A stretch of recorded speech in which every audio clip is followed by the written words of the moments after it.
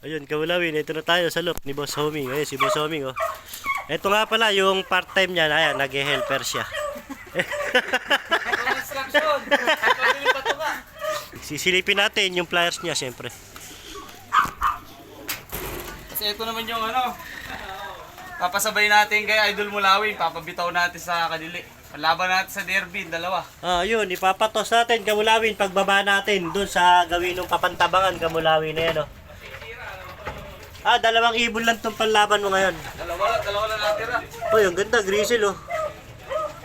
Ayun, oh. Napansin ko, ang dahil mong YB ngayon, ano. Ayan, mga pang ano, summer. Ah, pang summer yan. Pang summer. Lahat yan, pang summer lang. Oo, lahat. Pagka hindi nabenta. Mga pinag-charity natin sa mga bata. Ah, oo, ayun, may charity nga pala si Idol. Pinabibili natin ng school supply sa mga barrio school na pinupuntahan natin. Yun yung mga tinutulungan natin. Saka shoutout din sa mga tumutulong, yung mga nagbibigay ng mga damit. Yan, sinasabay na natin sa pagbibigay ng school supply. Yung mga di nila nagagamit na mga damit, gamit, mga ganyan. Yung pinamimigay natin.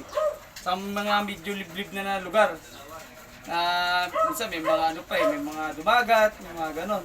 Yan. Ayun, Kamulawin, sa mga gusto pala na makatulong, pwede nyo kontakin si Idol Homing, Pigeon TV. Ay, hindi naman pera. Yung mga Oo, gamit, kahit mga mga gamit lang na mapapakinabangan ng mga taga-bundok, gano'n, ng mga bata. para sa ganun may mapakinabangan. Kaysa itapon, pakinabangan, may tulong pa natin. Saka sabi nga, pag may sobra naman, walang masamang magbigay. Oo, yun.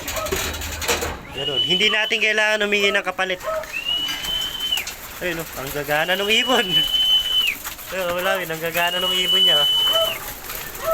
Yan, naparami ang bird Magiging natin lagi ngayon, kayo. mga pang-summer. Ilang piraso to, boss? Hindi ko alam, mga 30 na mahigit eh. Tapos may mga harvesting pa tayo doon. Oo nga, nakita ko nga doon sa breederan mo, ang dami pa. Mga target ko yung mga 50 to 60. Ah, ang dami. Dami pang entry nun. Kasi matatry na namin yung ano eh, malayong karera. Kaya pinipilit ko, masubukan lahat ng bloodline na hawak ko. Ah, oo nga pala, pag nag-south kayo, Matnog na. matnog na. Tapos pagka north namin, hanggang sagad na, Santa Ana na pari. So gusto ko talaga masubukan lahat ng mga to para pakita natin kung sino talaga yung maganda performance. Kasi okay naman sila lahat sa ano eh, sa 200 km lang na karera. Kasi parang fundraise lang sa inyo, di ba?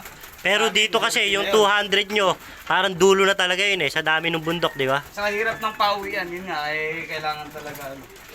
So, magbibigay ko lang na ano sa mga kasama natin, nag-iibon dito sa Aurora. Huwag na sa inyo, kasi sa inyo, Oo. given naman na maganda pauwian doon. Yung ano na lang talaga, yung panahon kung magkaroon ng problema. Pero dito sa amin, namibigay ko lang na tips. Sa mga kasama ko nag-iibon, sa hirap nga ng pauwian dito mga kalapatids, no? Eh, wag na lang natin tipidin yung ibon natin. Bigay na lang natin pinang best natin. Wag tipidin na hindi bibigyan ng mga supplement. Kasi meron namang tipid na paraan, yung mga herbal, Oo. di ba? Yung mga pwede nating apply na makukuha natin sa mga bakuran. Yan, di ba? Tinuturo rin natin sa mga vlog natin. Lalo sa mga walang kakayahan na mag-avail ng mga gamot na kailangan. Oo. Ibig ko sabihin wag tipirin, wag nyo na tipirin kung sa breeding, syempre gandaan nyo na yung breeder. Kung sa conditioning naman, sa flyer, syempre sa training, malapit na yung derby, syempre focus, alaga, yun lang naman talaga kailangan eh. Tipirin nyo yung sarili nyo na wag gumastos ng gumastos, bagkus sa pag-aalaga, yun yung ibig ko Doon na lang bawian. Doon bawian sa pag-aalaga.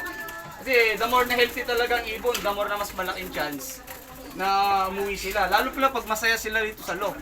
Di ba? Ayun, importante rin pala yun. Pag masaya sila sa loft nila, na in general lang kasi yung masaya eh. Masaya sila dahil maganda patuka, maganda tinutulugan nila, maganda loft nila, maganda pag-aalaga sa kanila. So lahat na yun. Kumbaga in general na yung magiging masaya. Kumbaga, komportable sila. Komportable.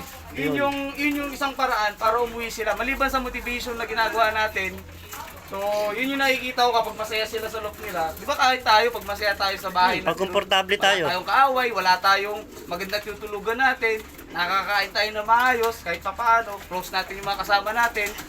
So, yun yung paraan na nakikita ko na uwian natin yung lugar kung saan tayo lumaki. Di ba? Kagaya niyan. Di ba, mapapunta man Oo. sa ibang lugar, talaga namimiss natin kung saan tayo lumaki. Oo, Parang tama, ganun din tama. sa kanila, pag masaya sila yung parang childhood memories nila, habang young bird, bata pa sila, eh bigay na natin yung best natin sa kanila. Yun. Kagaya niyan. Dati napunta kami ng Baler dahil napakaganda nung naging pakikisama sa amin dito nila Idol Homing. Bumalik kami. Ayun. Kasi komportable kami dito. Ganun. Kasi kung hindi kami naging komportable, ba't kami babalik dito? Tama. Di ba?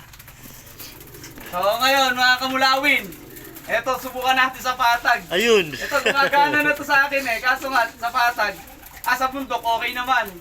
Baka mas maganda lang yung gawing lipad sa, Sa patag. sa patag. Kasi Ayun, di wala, yung mga magagaling na nag-iibon sa baba, nagpapalipad din sa akin ng ibon, medyo nahihirapan din talaga din sa bundok. Kahit okay yung ibon nila din sa patag. Sa patag. Kasi, katulad to, sa Rizal to galing eh. Ah, ito yung grizzle. Grisel. Pero dito, medyo umi-speed lang siya ng mababa, hindi umi-speed ng mga 1, 2, ganyan. Pero yung lahi niya sa baba, Matulin talaga. matulin talaga. So, nag-iiba talaga. Ano yan, depende sa location. Sa location talaga.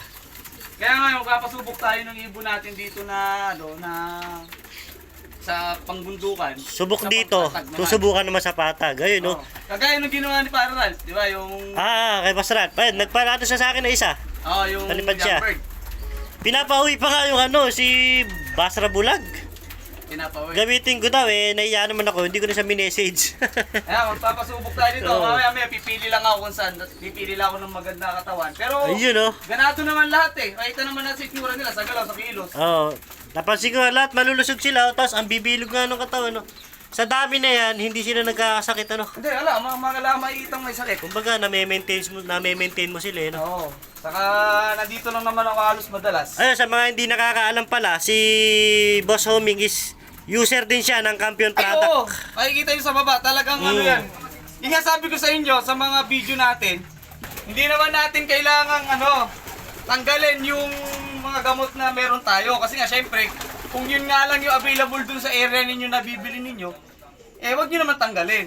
Ang sinasabi lang po namin, idagdag nyo lang po si Campion. Kasi nakita nyo dito sa lugar namin, katulad sa Baler, parang may issue lang, hindi ko alam na maraming nagkakasakit, parang may virus na pumasok doon. Pero dito sa atin, malakas na malakas yung mga ibon natin, even young bird. Ito malakas to talaga sa isa lang prone talaga sa sakit. Kasi mahina pa yung niyan parang Immune baby pa system, sila. immune system. Oo, sa immune system nila, napakahina pa.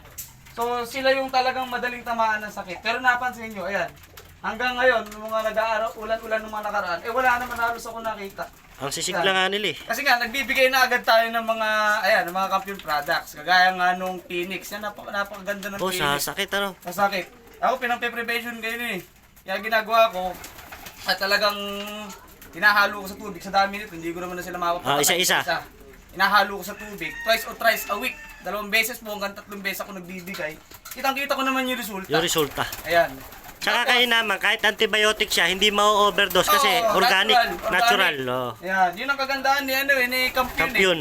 Kaya lang ka masasabi na baka may overdose, naparami ka nalagay. Kasi nga, di ba, merong instruction doon, pero hindi mo nasusunod. Hindi Kung hindi nasusunod. nasunod ng lofpan mo, so walang problema. Hindi po siya katakot-takot na ibigay sa ibon natin.